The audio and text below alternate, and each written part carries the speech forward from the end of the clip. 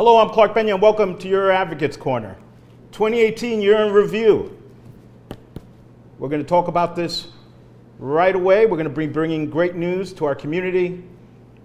Furthermore, the Empire chapter premises to be the voice for the merit shop philosophy in New York, protecting the belief that projects and personal advancement should be awarded based on performance, skill, and achievement.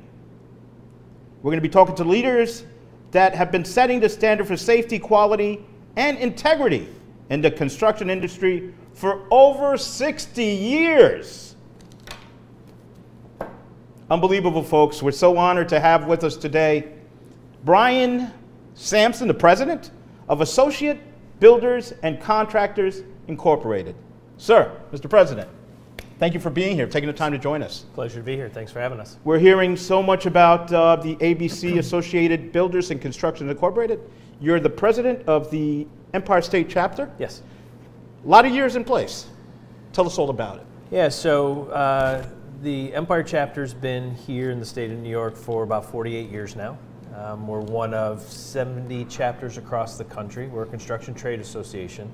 We represent merit shop contractors, and by merit shop we mean contractors that want to win a bid based on the merit of the bid without any undue influence, positively or negatively, from any form of government. We represent about 450 contractors from Buffalo all the way out to the eastern tip of Long Island. Here in the metro area, we've got about 150 contractors that we represent. They employ tens of thousands of workers, many of whom are Black and Latino descent, working on projects and providing a middle-class life for their families. Excellent. I hear so many issues that there's a lot of pushback. Why? Why is there pushback? I don't get it. You're employing folks, you're employing people in our communities. What's the problem? Yeah, listen, there's no doubt that New York City for years has been a union town. The building trades are very powerful here. They spend a lot of time building the city and building politicians. But they've also outgrown the cost effectiveness of what they're doing. And when you get to a point where you're too expensive, even in New York City, developers and owners will look for an alternative way to deliver those projects, and they're looking to the merit shop or the open shop. And merit shop is a job that's built 100% non-union. Open shop is a job that's built with union and non-union. And it's done in a way that it provides that opportunity for people to provide for their family. But when you start to take that market share, and we're doing probably 15, 16, 18 billion dollars worth of construction every year, private construction in the New York City region, that gets attention. And when you start taking away work from people that have been entrenched here for years, they don't like it. But that's what we're here to do. We're here to represent our contractors and their employees and make sure that the work that they're entitled to do, they get. And you're getting a lot of the folks that are being hired are folks that live in the communities. Absolutely. Where these facilities are being built, correct? Yeah, our workforce comes from the 5 boroughs, predominantly in the Bronx. We get a lot of folks from the Bronx and the Harlem and down in Brooklyn. Very nice. Our workers are not taking the PATH train or the Long Island Railroad into the city to do their work. I hear you. They're from here. Right. And they pay their taxes here, and they support their communities, and they have every right to work on these buildings. So it's unfortunate, really, that they're able to live in these communities, but they can't not build or work in the community. Yeah, and that's the unfortunate part of it, is the trades have really done a good job of convincing politicians how projects should get done, and everything from a project labor agreement, which is basically a pre-hire union agreement, to the expansion of prevailing wage to private work. Those are all tricks that are being done to stop workers from the boroughs from working on projects that their tax dollars sometimes support. Okay. But more importantly, it puts their families in jeopardy. Because if they can't provide because that opportunity is taken away from them, what's the impact on their family? The issue with the unions, what is basically their issue? Why can they not hire from the community? What's going on there? So historically, the unions have been very isolated in who they bring in to their ranks. It used to be you had to be a family member of someone that was already in the trades in order to get that opportunity. Apprenticeship opportunities typically go to people whose families have worked for the union for a long time. People of color have largely been excluded from those efforts. Now, I will give the trades credit. Over the course of the last 3, 4, 5 years, they have done a better job of bringing minority workers into their fold. But by and large, when you walk a merit shop or an open shop construction site from one of our members, more than 70% of that workforce is going to be Black or Latino, and almost all of it is going to be from the 5 boroughs. Do you believe, Brian, that they have made these changes because of folks like yourself and ABC? They've had political pressure to do right. so, and that's the unfortunate part of it. If you do it because it's the right thing to do, that's one thing, but to do it because you're forced to, I think is a whole other set of circumstances. And politicians of late have been questioning the trades about whether or not they have the enrollment that they say they have. Our proof is pretty clear. Come to a construction site, come to one of our member sites where they're building, walk around, talk to the people. You'll see it and you'll hear it. Who's there? Elected officials, why are they not understanding that most of these folks, if not all, are their constituents? That is their constituent base. It is. Are they aware of that? I think for a number of years they weren't. And I think, again, that's due to the political influence of the building trades. But starting in 2017, when Intro 1447 was introduced, which would mandate apprenticeship requirements on buildings 10 stories or up, that's really when we got more involved in what was going on. And we demonstrated to the elected officials, both through demonstrations, but also through job site visits and different visits that we had with city council members, that look, at the constituents that you represent are the people that are doing these projects. So as a politician, you have a choice. You can go with the people that are politically influential, or you can go with your constituents. In 1447, they went with their constituents, and now we have a safety bill that's much, much better for the industry. But when it comes to things like project labor agreements and the expansion of prevailing wage to private work, it's another fight that we're going to have to wage over the coming years. Mobilization, correct? I think that's a big thing when it comes to convincing these elected officials on what way to go. What way to go.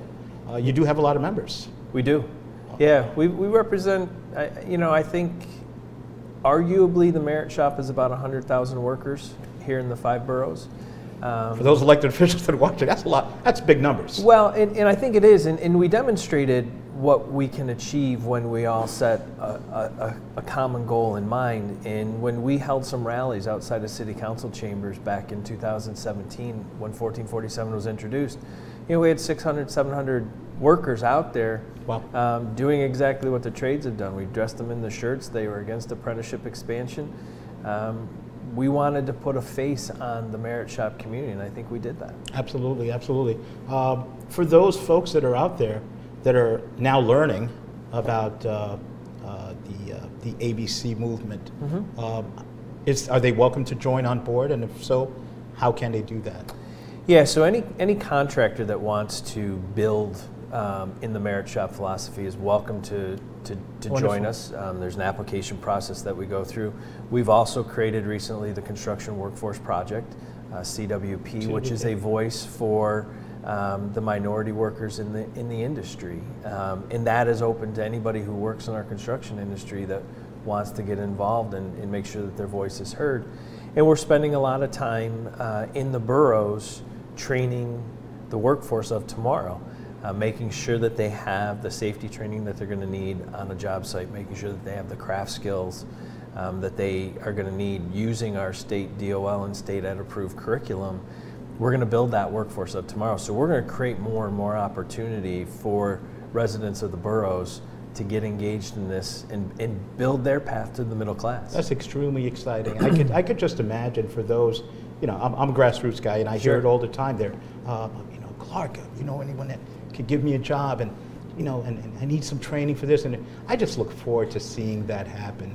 Well, I'll tell you what, so when you look across the country, our organization has made a commitment to the folks down in DC that we'll train 500,000 new workers across the country.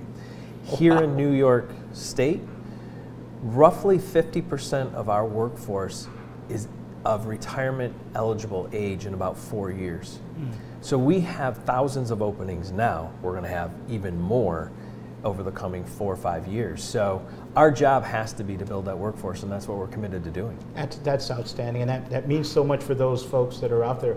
They're looking for work, they're looking for training, but at the end of the day, they want to put food on the table for their families. Yeah. And that's very important. You're delivering that not only during Christmas, but forever, right? Well, there's it's no that date. old adage, right? If you teach a man to fish, if you give a man a fish, he eats Right. for a day. If you teach him to fish, he eats for a lifetime. That's correct. Our job is to give people the skills to have a career that advances them towards the middle class and allows them to take care of their family. Also, so I was reading to your material, you as a vet, you help veterans as well. Yeah. That's awesome. Yeah, we're super excited about our program up at Fort Absolutely. Drum. Tell us a little bit about that. Yeah, so we run construction classes up at Fort Drum for soldiers that are due to be scheduled to be released from the Army within the next 6 months. Wow. We give them all of the safety training, the craft skills, the construction math, the blueprint reading, and then we help them find a job in the industry. So we're super excited about it. It's the first of its kind. We're the first chapter worked directly with the Department of Defense, and the great thing is because we created it here in New York, any military installation across the country can work with their local ABC chapter to do the exact same training because the DoD's already approved. That's awesome, because a lot of people come out, look, I came out of the military and I was 13 Bravo. I was a field artillery guy. What am I going to do with that? You know, unless I join the mafia. You know, But here's the funny thing. So working with our national office, we have a crosswalk that compares positions that you'll have in the military with the skills you acquired and how it would apply to the construction industry, and then we can fill in the gaps. That's excellent. The Iraq-Afghanistan Veterans Association, the New York City Veterans Alliance, we're going to put this together. We definitely have to work on that. Let's get these folks Absolutely. From their ETS date straight to work. You got it. We're going to take, Brian, I don't want you to go. We're going to take a short commercial break. Folks, I'm very excited. 2018 in review, we're going to talk about the great things that the Associated Builders and Contractors Incorporated are doing for our city, for our state, and for our nation. We'll be right back on the other side of the break.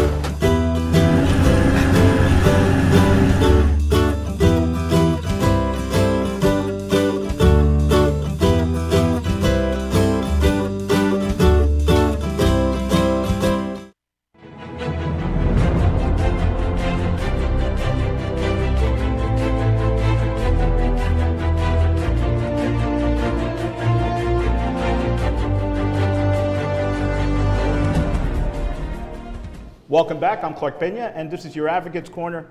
Very excited today. We're talking to the president of the Associated Builders and Contractors Incorporated. He's the Empire State Chapter, Brian Sampson. Mr. President, welcome back. Welcome back. I know you don't like that, but it is what it is. You are the president, and you are the leader, and you're doing great things. Appreciate so let's talk about the issues at hand right now. Prevailing wage. Sure. That's a big one. Yeah. Tell us about it. So right now there's, in the construction industry, there's two ways that wages get determined. One is by what the market will tell you have to pay, and the other is prevailing wage. And in the state of New York, on any project that is deemed to be public work, roads, bridges, schools, infrastructure work, what's called prevailing wage is applied to that type of work. Now, prevailing wage is a misnomer. I think a lot of people would say, okay, well, if it's prevailing, that means everybody's looking to pay it. No. Prevailing wage is actually the negotiated wage between union contractors and the unions themselves. Okay. And because it's all paid for by taxpayers, those rates have gotten very expensive over the course of the last 2 decades. Now there's a movement to say, okay, any project in the city of New York or in the state of New York that gets support from the taxpayers should be deemed to be public work. So when we look around our communities, when you look at your YMCAs, your hospitals, your boys and girls clubs, your places of worship, many of them get support from the state of New York or from the city of New York to build those projects. Right. Well, now some people want to place prevailing wage on those projects, which I can tell you, in New York City, the prevailing wage is about 25% more than what the market will pay. So those projects now become incredibly costly and likely won't be built. That's bad for the quality of life for the people that live here in the city. Right. But more importantly, it takes away the jobs from the people that are currently performing that work. You know, listening to this and as a person that doesn't know all the details like yourself, would that not scare developers away from doing business? Well, absolutely it will. So when you think about this in your own home, when you have a renovation and somebody comes in and says, hey, we can do it this way and it'll cost you this much, or we can do it this way and it's going to cost you 25% more. Same product, same end product, same materials to build it.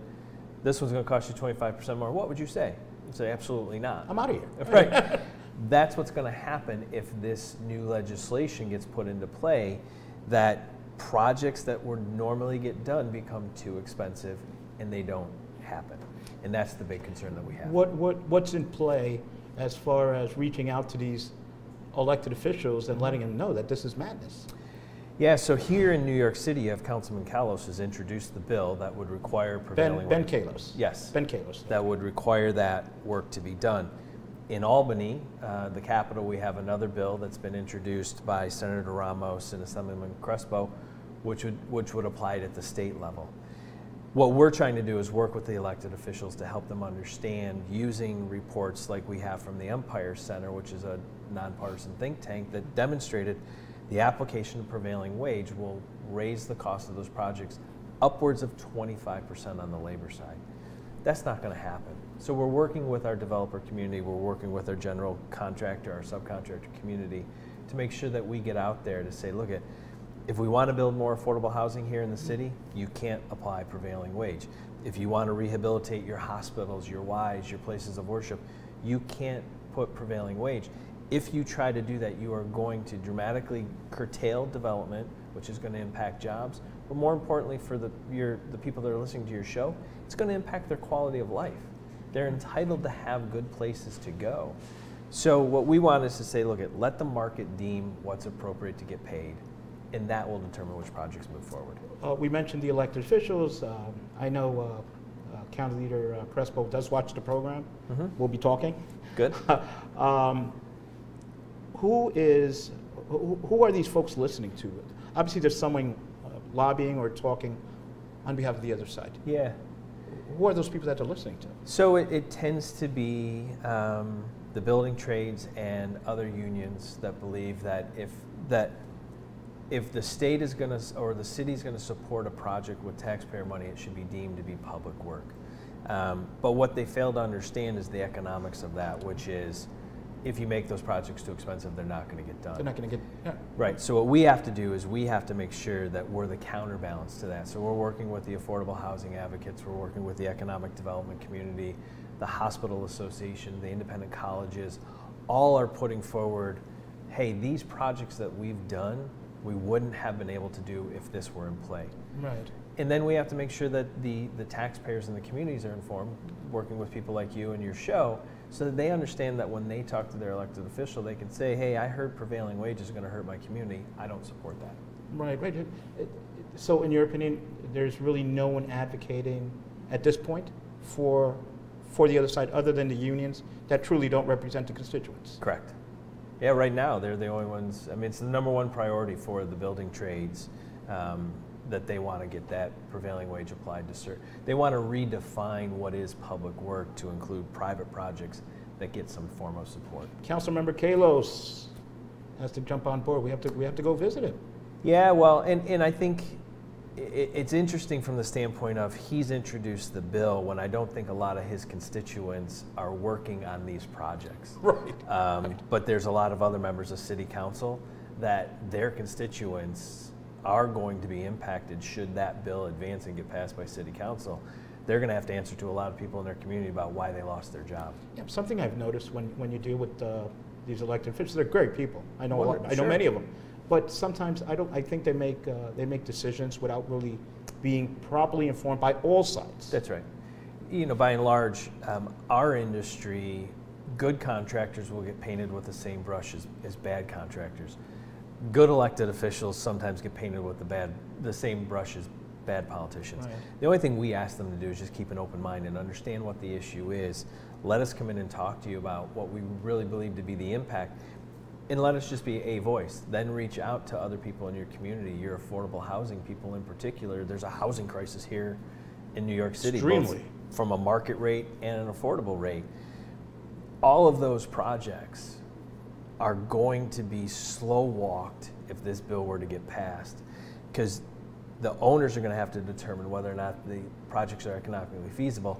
Then they're going to have to convince their lenders that the added cost is still doable, and then they're going to have to find contractors that can get the bonding to build those. That all takes a longer process, and it just exacerbates the current problems that we have with affordable housing. What is the window as far as fighting these bills or these pieces of legislation before they move forward and get signed? Yeah, so I think right now the bill isn't moving to City Council. It is moving, or is it not moving? It is not. It's just sitting. We've got an active campaign to have people weigh in on that up in Albany, and we're continuing to have conversations about the bill as well. We don't believe it's going to be in the budget. We hope it's not in the budget. That is something we can deal with once that's done. Like everything else, I know that usually the Albany does not move until they have I think it's called home rule message. Sure. Is it the same in this atmosphere? They need to have approval from Kalos and his team before the state moves forward on their. No, on they their can issue? move separately, because can. one is a bill that's in Albany, and then Ben's bill is here in New York City. So at any point he could make the determination, working with the committee chair, to move his bill. And then Senator Ramos and Assemblyman Crespo can make the same decision up in Albany. Right. You know, our job is just to continually be on top of that and advocate against that, and actually promote what we believe is a better definition of public work, which will benefit the taxpayers, will bring some work back to the unions. So it's not a done deal. I think if we gather our troops and we go speak to Councilmember Kalos, you think it'd make a difference? I think it will make a difference. Again, no politician wants to be seen as being the person that forced people to lose their jobs.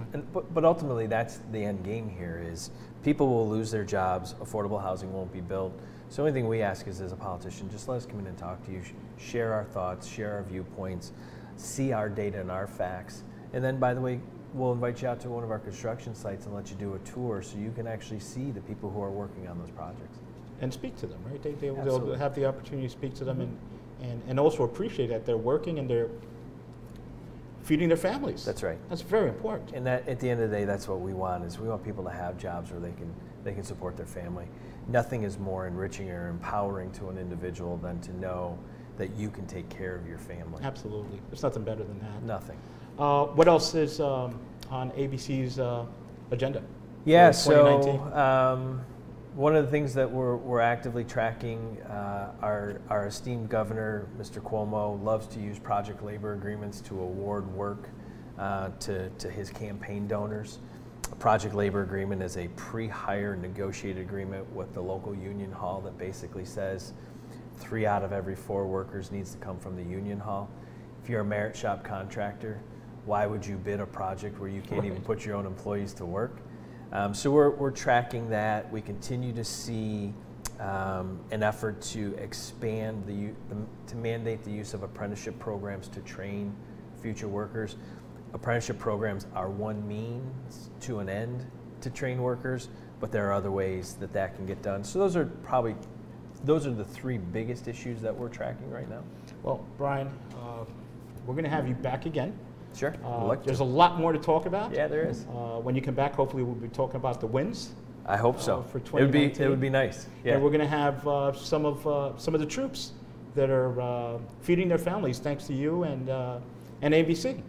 Well, it's to our contractors. They're the ones who are taking the risk, and they're the ones that are providing those jobs. Our job is just to advocate on behalf of those member companies and their employees. Well, you and ABC are doing a great job. Thank you. I look forward to continuing working with you, sir. It's our pleasure. Thank you so much for having us. Folks, go on the ABC website, look at the work that they're doing, and just join this movement. It's very important to be part, because when you help them, they help others.